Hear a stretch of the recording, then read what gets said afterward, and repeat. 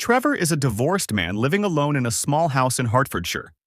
He eagerly awaits the arrival of his daughter, Maddie, and his ex-wife, Jess, for Christmas. He has even bought them presents. But Jess calls to tell him that her boyfriend has invited her and Maddie to his villa in Barbados, so they won't be able to come for Christmas. She promises they will meet for New Year instead. Trevor reluctantly agrees. Jess then tells him that her boyfriend has also offered to cover Maddie's college tuition fees, so Trevor doesn't need to worry about it. Wanting to maintain his pride, Trevor lies and says he already has the money and can pay for it himself. At that moment, a postman hands Trevor a letter. It's a reminder of his unpaid bills. He leaves a voice note for Maddie, telling her he hopes she has an amazing time in Barbados, and that he'll miss her. Trevor then heads to St. Aldwyn Primary School, where he works as a caretaker. He begins helping the teacher, Diana, prepare for the school's Christmas nativity play. As he works, the principal stops him and says she'd like a quick chat. But Diana rushes in to mention that one of their students' mothers, June, has agreed to bring her 8-month-old baby to play baby Jesus in the nativity. The principal smiles. In the staff room, the principal pours him a cup of wine and thanks him for his service, reminding him that today is his last day at the school. When she asks how long he's worked here, Trevor answers, 7 months, she replies. It feels like years. The backroom bell rings. Trevor opens the door and finds a baby in a carrier. He looks around for the mother, June, but she's nowhere to be seen. With no other option, he takes the baby inside and settles him in the manger prop. The play begins, and Trevor manages things backstage. While working, he checks the tuition fees for the college Maddie wants to attend, £9,000. His phone rings. The caller introduces himself as Caesar from the HR department of Grupo del Sanchez Romero, the new parent company of House Sitter Deluxe, where Trevor previously worked. Caesar explains that he saw Trevor's profile on the employee portal and is calling because their employee assigned to a premium house-sitting job in London has cancelled at the last minute. He asks if Trevor can fill in over Christmas. Trevor says he's not interested. Then Caesar mentions the job pays £10,000, and Trevor is so startled he drops a star prop onto the stage mid-performance. Trevor quickly agrees. Caesar tells him there will be an interview at the house this evening at 5 p.m. As Trevor locks up the school, he hears a baby crying. He follows the sound and finds the same baby again. He searches for June's phone number and calls her, but it goes to voicemail, so he leaves a message. He decides to bring the baby to June's home, but when she answers the door, she tells him her baby actually has a cold, so she never dropped him off at the school. Frustrated, Trevor calls the principal to explain the situation. The principal simply replies that she'll send a message to the parents' WhatsApp group and ends the call. Trevor then calls the police and reports that someone has left a baby at his school. The officer who picks up tells him they'll get back to him in 3 to 4 hours, blaming the delay on the harsh weather. Trevor explains he has to be in London by 5 p.m., so the officer advises him to call Child Services, who can get to him more quickly. Trevor calls them, and an agent agrees to pick up the baby from his house. Trevor gives him his address and starts packing for London. The social services agent arrives shortly afterward, but when Trevor turns to hand over the baby, he realizes the baby is gone. Panicked, he searches the entire house, calling out, "Baby Jesus!" The agent, thinking Trevor has lost his mind, tells him to contact him when he finds the baby, then leaves his card and walks out. Trevor eventually hears the baby cooing and finds him, but it's already too late. He tries calling the agent's number, but it goes to voicemail. Desperate, he drives to the social services office, but it's closed for Christmas. As a last resort, he calls the police again, but the reception is terrible. His phone dies mid-call, and the police manage to catch only his last name. Out of options, Trevor decides to take the baby to London with him.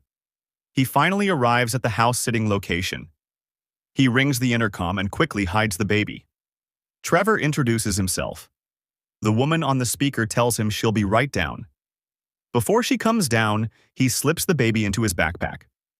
The woman introduces herself as Petra, the executive concierge for the Schwarzenbach family. She explains that their housekeeper, Janet, would normally be here, but she had to leave for a last-minute family emergency.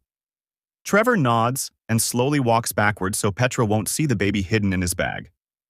Inside the elevator, Petra hands him a small fob and explains that it's used to access the penthouse level, while other floors don't require one. As they go up, the baby lets out a soft coo, and Trevor awkwardly imitates the sound to make it seem like it came from him.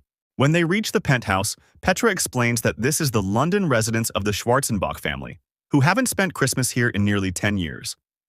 The baby begins to whimper, so Trevor gently tiptoes in place to calm him. Petra assumes Trevor is simply an odd man. She tells him to put his bag down so she can show him around the apartment. Trevor carefully backs away and places the bag outside the door. Then he rejoins Petra as she starts listing the rooms in the penthouse. He follows her with no idea what she's talking about. Out of the corner of his eye, he spots the baby crawling across the hallway. He's escaped the bag. Petra continues explaining the rules of the house and mentions that he absolutely must not have any guests. Trevor nods stiffly. As Petra continues her tour, Trevor panics and grabs the baby's bottle, hiding it inside a decorative pot. The bottle clatters loudly. Petra pauses. Trevor nervously comments on what a very nice pot it is. He resumes searching for the baby as discreetly as possible. He hears a soft coo and finds him again, just as Petra calls his name. Trevor scoops up the baby and quickly places him inside an empty storage bin. Petra continues talking, now explaining where the kitchen utensils are kept. Trevor follows her into the living room. Petra asks if he has any questions. Trevor nods and asks whether he has gotten the job. Petra confirms that he has. She warns him not to lose the fob because it is the only one, aside from the copy held by the cleaning lady, Elsa. He hands him her business card. Trevor then asks if anyone will be coming to the penthouse for Christmas. Petra replies no, all the staff are on holiday, and adds that if the Schwarzenbach family were to show up unexpectedly, she would be in serious trouble. Once Petra leaves, Trevor immediately charges his phone. Curious, he picks up a remote control and presses a button. Outside, a large decorative statue begins to move. He then hears the baby crying and retrieves him from the storage bin.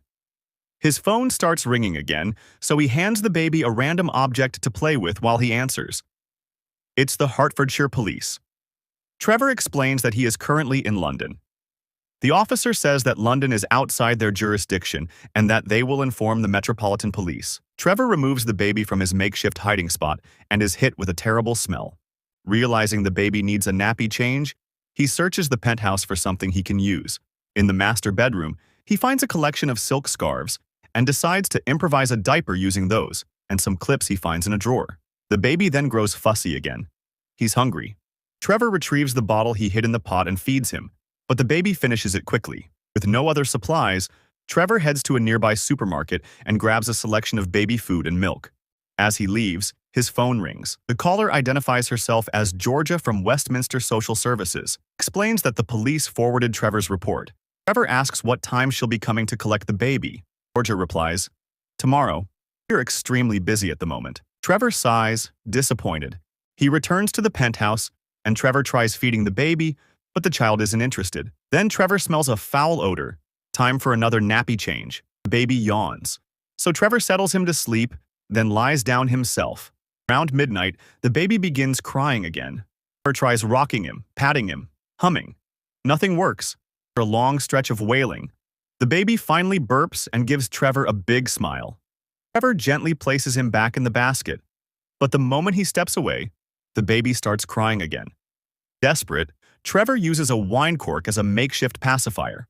The next morning, Trevor notices he has only one scarf left. He decides to order proper nappies immediately.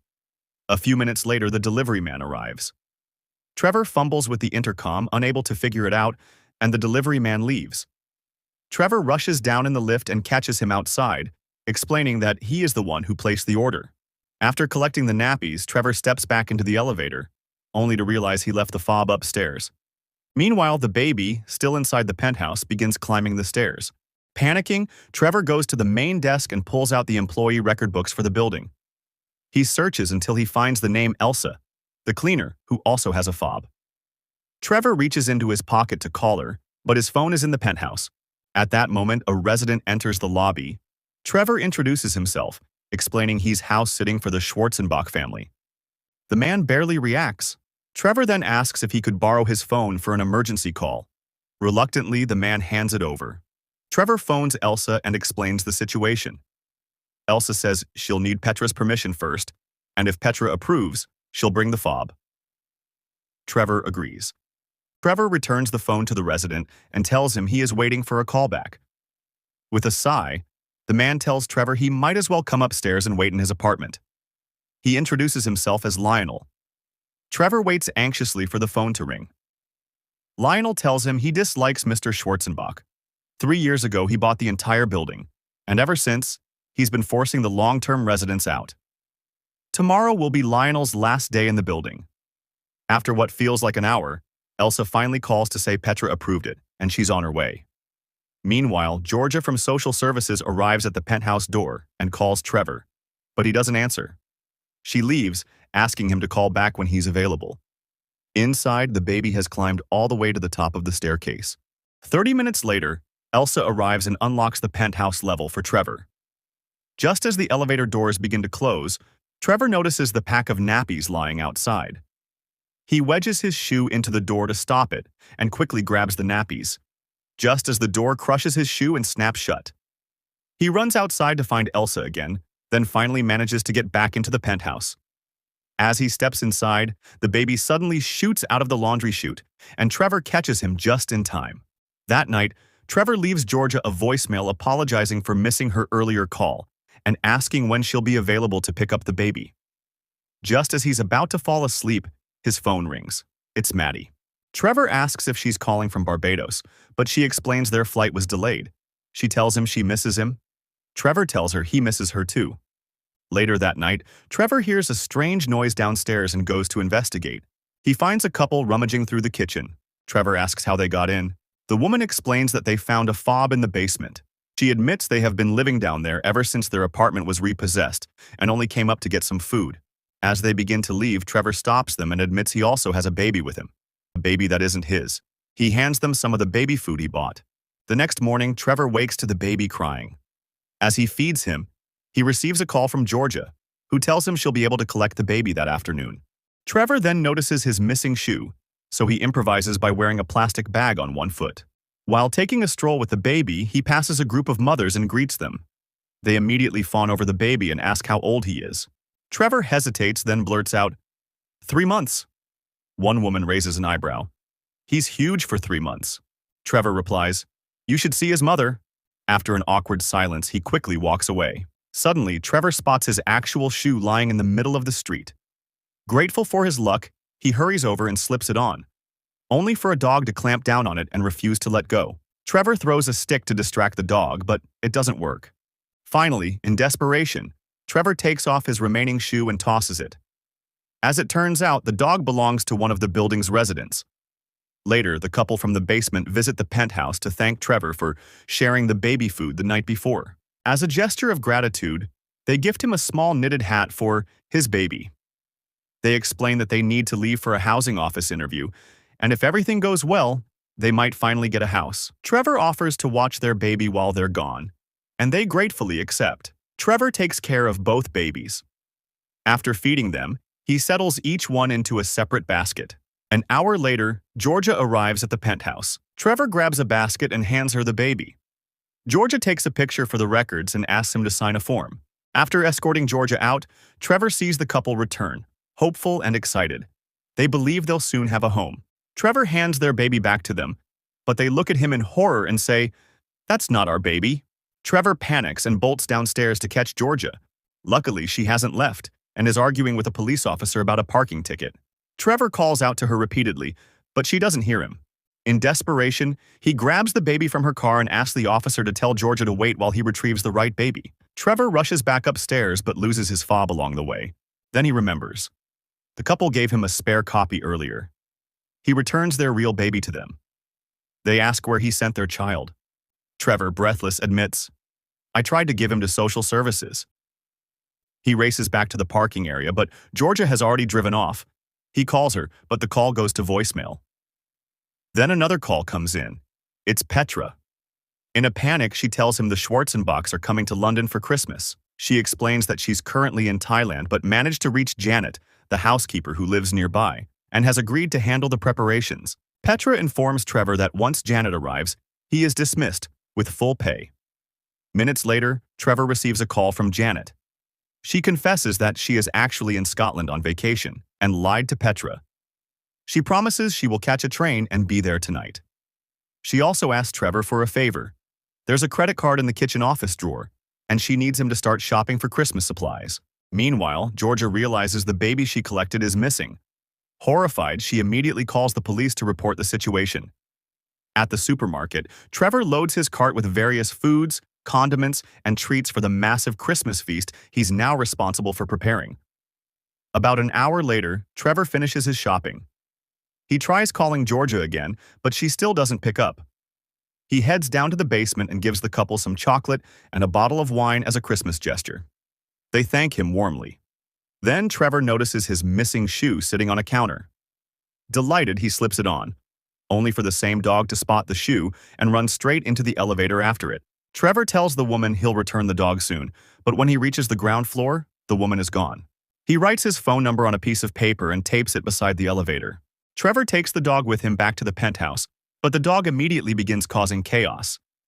To distract him from chewing through the groceries, Trevor uses the fob to lure him away, but the dog ends up swallowing it. Trevor scoops the dog up and checks the elevator panel. Thankfully, the fob still works. Just then, his phone rings.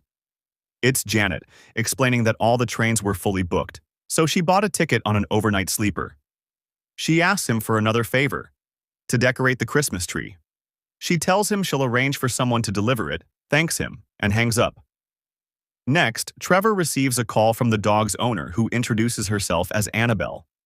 Trevor explains that he isn't at the penthouse at the moment. Annabelle asks when he'll be back. Trevor thinks for a moment and says, maybe 2 or 3 hours? An hour later, the Christmas tree is delivered to the penthouse. Trevor comes up with a clever way to assemble and decorate it with lights. Then he takes the dog for a walk, and the dog finally poops. Trevor finds a poop bag on the dog's collar and uses it.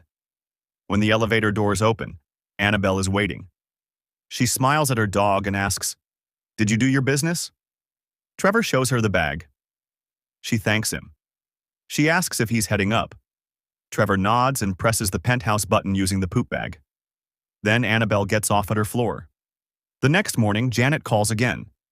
She tells Trevor she won't make it after all, so he'll have to prepare the Christmas feast himself. She says there will be 12 or 13 people attending and sends him all the recipe instructions. Trevor begins cooking, moving through the elaborate feast surprisingly smoothly. At last, he finishes the entire dinner. He waits by the elevator as evening sets in. Hours pass. Trevor calls Janet, but she doesn't pick up. So he calls Petra to ask when the Schwarzenbach family will arrive, mentioning that Janet prepared the feast. However, Petra tells him the family has decided not to come, and admits she forgot to tell Janet. She asks Trevor to pass along her apology, then hangs up. Moments later, the intercom buzzes.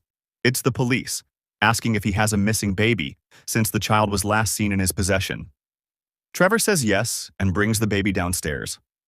But when the officer compares the baby to the photo Georgia took, they don't match. Trevor explains the whole situation. The officer, bewildered, lets Trevor bring him back upstairs to wait while Georgia arrives. Trevor feeds the baby and pours the officer a glass of wine. Then the intercom buzzes again. It's the couple from the basement, bringing Trevor a Christmas present. He invites them to stay for dinner. Another buzz. This time it's Lionel, who says Petra asked him to bring Trevor his apartment key since he is moving out. When Trevor buzzes him in, Annabelle steps out of the elevator with him.